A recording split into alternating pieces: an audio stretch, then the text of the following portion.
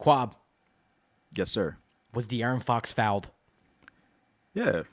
Got No fouled. doubt about it. Yeah, he got fouled on the No reach-in. questions asked. It That wasn't was a a foul. block. He got fouled on the reach-in.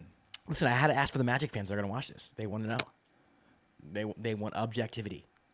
They want a He, neutral source telling them what happened. do you know how I know he got fouled? How? The They Magic didn't didn't challenge challenge it. They didn't challenge it because they saw the same thing we saw. Like, that's why. All right, well, let's recap the game. The Spurs beat the Magic 114 to 112. De'Aaron Fox 31-5-5.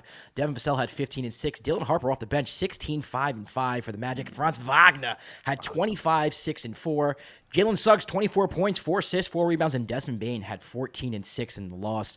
The Spurs improved to 15-6. The Magic dropped to 13-9. Listen, giving credit to the Spurs, no Wemby, no Castle. Right off the bat, you're missing 2 of your best players, if not your 2 best players. On top of that, to me, they were the better team the whole game. This was a 2-point game, but it felt like the Spurs were in control the whole game. Even when the Magic came back and tied it, I was like, if this goes to overtime, the Spurs are going to win. Like, there wasn't a bone in my... I'm going to say there wasn't a bone in my body. It wasn't that case. But I had complete confidence that the Spurs were winning this game. They were the better team all game. I was actually shocked. I texted you this towards the end. I was shocked that Magic were still in it. Not that they were playing bad, but they played lethargic. They weren't hitting their free throws. This is a team that gets to the line more than any team in the league. They weren't getting to the line, and they weren't hitting free throws. They were cold from 3. The Spurs just looked faster. The Spurs were getting into the paint at will, a la De'Aaron Fox. Dylan Harper, who off the bench, he had a good game. Overall net positive. Was a little sloppy with the basketball here and there, but overall was just getting wherever he wanted to at will. You know, the Spurs did turn the ball over some, which kept the Magic in the game because the Magic were converting that into points.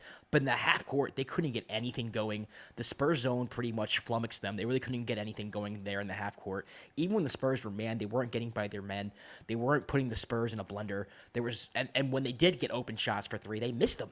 Yeah. So for me, like, just watching this, if I didn't have like a scoreboard bug in the bottom part of my screen, I would have thought the Spurs were up 20 points this whole game. That's what it felt like to me, at least.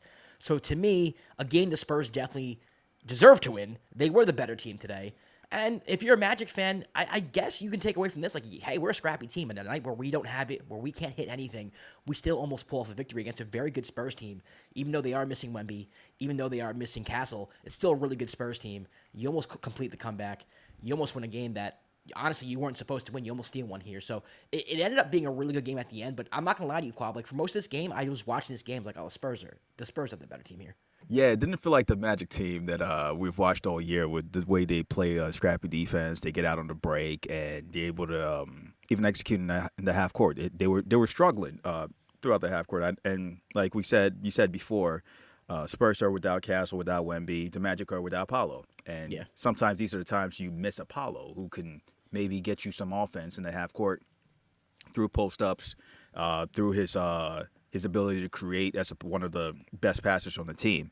I felt the same way you felt when it was like, if this game goes to overtime, I don't think the Magic win this game, even though they were at home, just because like Jalen Suggs fouled out, and he was like, if you look up and down the stat sheet, like he was decent, he was playing decently well.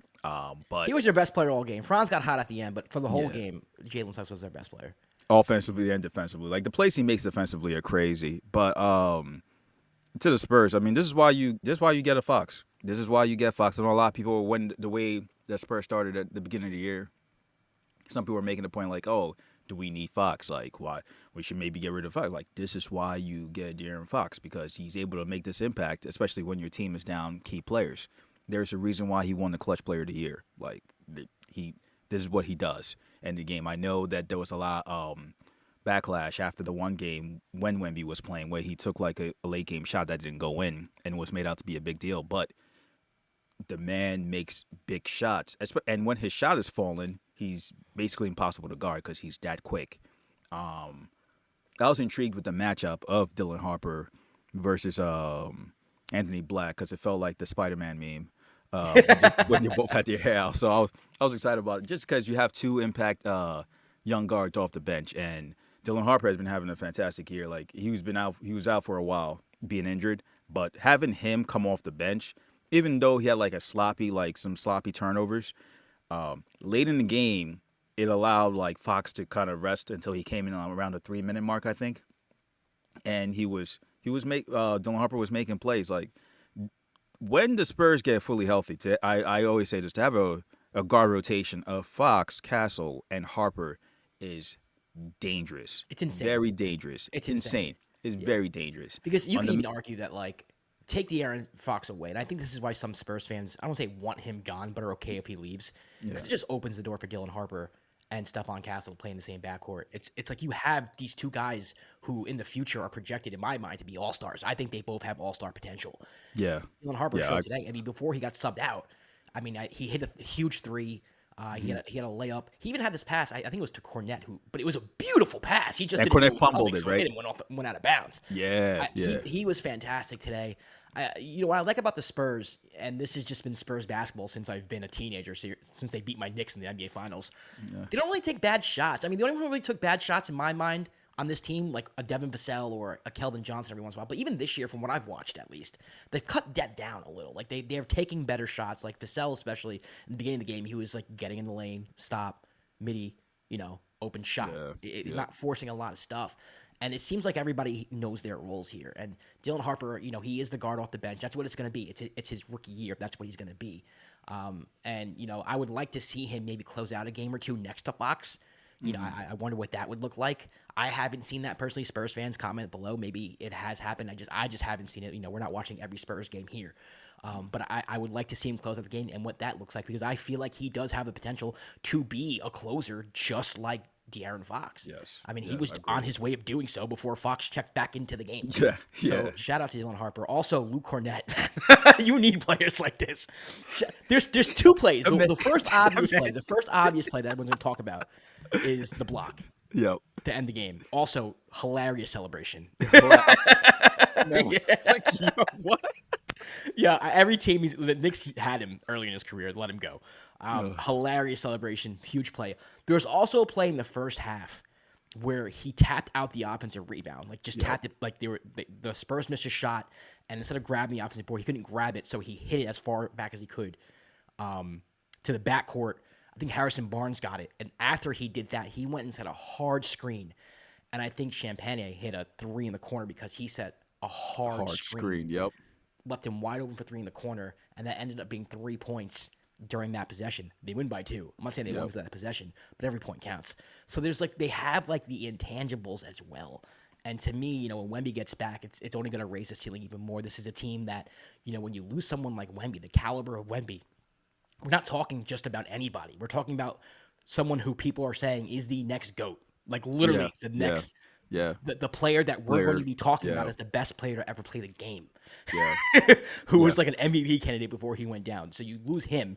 You lose one of your most explosive players, Stephon Castle, and you're still winning games. Yeah. I think that says a lot about this Spurs team. Like, they're not just Wemby.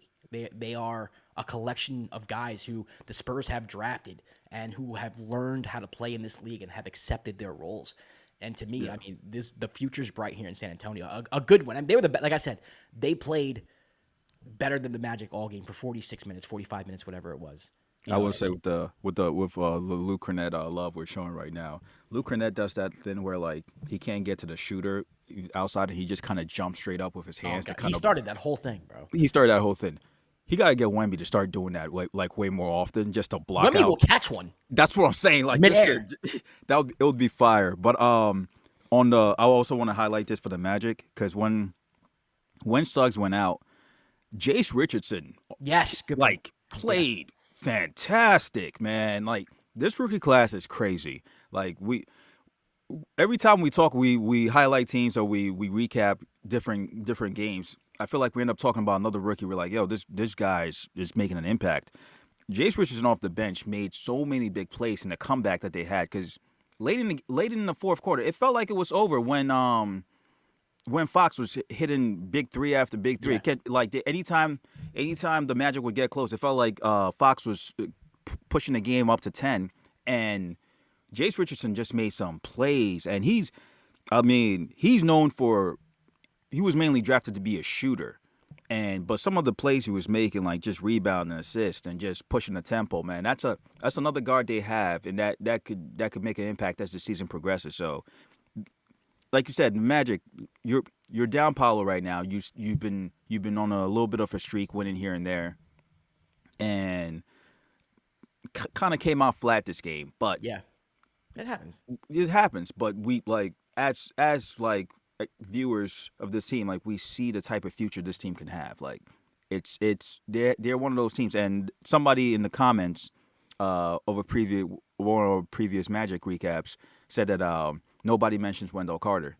Like, yeah, Wendell Carter has been having a solid year all around. I just think a lot of times when we watch games, he doesn't end up closing games. Goga gets a lot of the I minutes love late in the Goga's. I game. love his game, bro. I love Yeah, and Goga's game. Goga's tough. Goga's Yeah. tough too. So yeah, they have all the Magic have all these pieces right now, and they addressed their main issue from last year, which was shooting.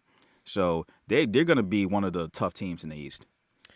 All right, the Spurs beat the Magic 114 to 112. De'Aaron Fox clutch as towards the end of the game, and he was fouled, ladies and gentlemen. So stay tuned. Kwab and I will be dropping a full episode tomorrow, so check that out. There's a lot to talk about in the NBA. If you have a pulse, you know what we're talking about. Make sure you follow Dime Ever at the Dime NBA. I'm Josh. He's Kwab. We'll see you tomorrow. Peace.